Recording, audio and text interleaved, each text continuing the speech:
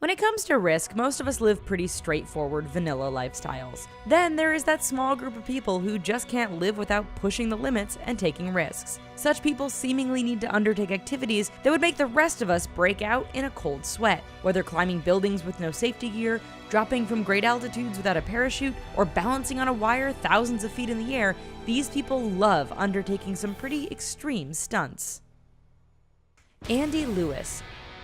An all-around extreme athlete and thrill-seeker, you'll find Andy Lewis wherever extreme balance and concentration is required. He is best known for his slacklining, often high up. One stunt involved walking a line at the Lost Arrow Spire in Yosemite, naked and with no safety gear. Not done there, Lewis upped the ante by walking between two hot air balloons over 1.2 kilometers off the ground. Given most crossings occur between two solid and stationary objects, we'll agree the hot air balloon walk is pretty damn impressive. Wim Hof. Dutch climber Wim Hof isn't your usual extreme thrill seeker. In addition to not using any equipment, the man known as the Iceman doesn't really use that much in the way of clothing either. Wearing only shorts, he's climbed past the 7,500 meter death zone of Mount Everest and even scaled Mount Kilimanjaro. How is this possible? Well, apparently he is really good at controlling his breathing and body functions, which is why he can take on mountains with no special gear or oxygen. Freddie Knock. As we all know, tightrope walkers are a special breed of thrill seeker. Often high above the ground with no safety gear, a small rush of wind could send them to their death with no warning. Freddie Knock doesn't seem to care about that. In 2011, with absolutely no safety gear, the 45-year-old walked down the cable used for cable cars near the Swiss town of St. Moritz. Hundreds of feet above jagged rocks and ice, he walked for over 1.5 kilometers without a slip.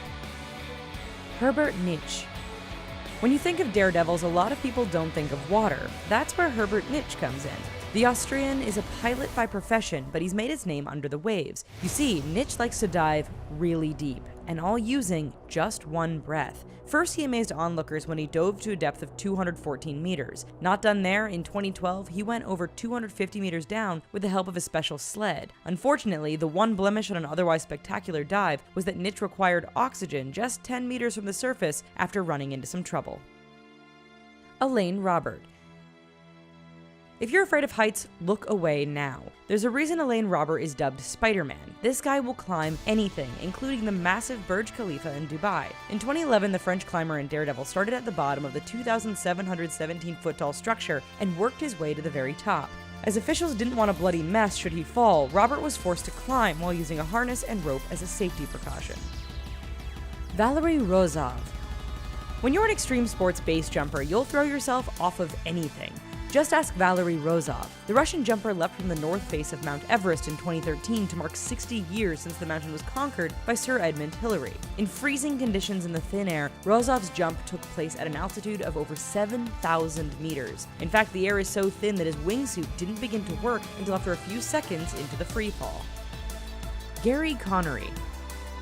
Speaking of wingsuit jumpers, Gary Connery might not have dropped from a great altitude, but he did make a big statement with the landing. With hundreds of skydives and base jumps under his belt, falling doesn't really seem to concern the British stuntman.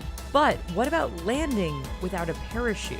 That just sounds crazy. Yet in 2012, Connery jumped from a helicopter and, with a special wingsuit, landed safely in a pile of cardboard boxes over 730 meters below.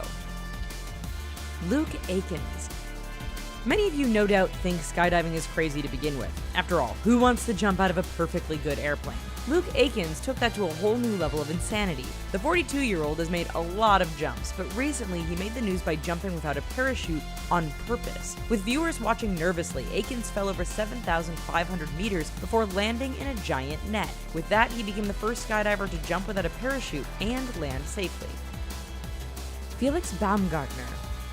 When you talk about speed and breaking the sound barrier, most of the time you're referring to a rocket or a jet. In 2012, daredevil Felix Baumgartner demonstrated that you don't need any sort of vehicle to break the speed limit, just yourself and good old gravity. Okay, and maybe a special balloon to take you up into the stratosphere. From nearly 39 kilometers up, the Austrian free fell and reached a speed of Mach 1.25, becoming the first person to break the sound barrier without the aid of a vehicle. Wow. Alan Eustache. You might not think it to see him, but this computer scientist and one-time senior vice president at Google likes to push himself to the limit. 2 years ago, after Felix Baumgartner made his jump, Eustache secretly performed his. Although he didn't have any cameras watching, the 57-year-old set a few records. At over 41 kilometers in altitude, he went the highest and fell the furthest of any jumper. He's also no slouch for speed, as he was recorded going well over Mach 1 during his descent. Well, after seeing all of these daredevils, maybe it's safe that you just stay at home and watch some more amazing content that we have for you here at The Richest. Leave us a comment on this video, and hey, don't forget to subscribe. Thanks, and bye-bye.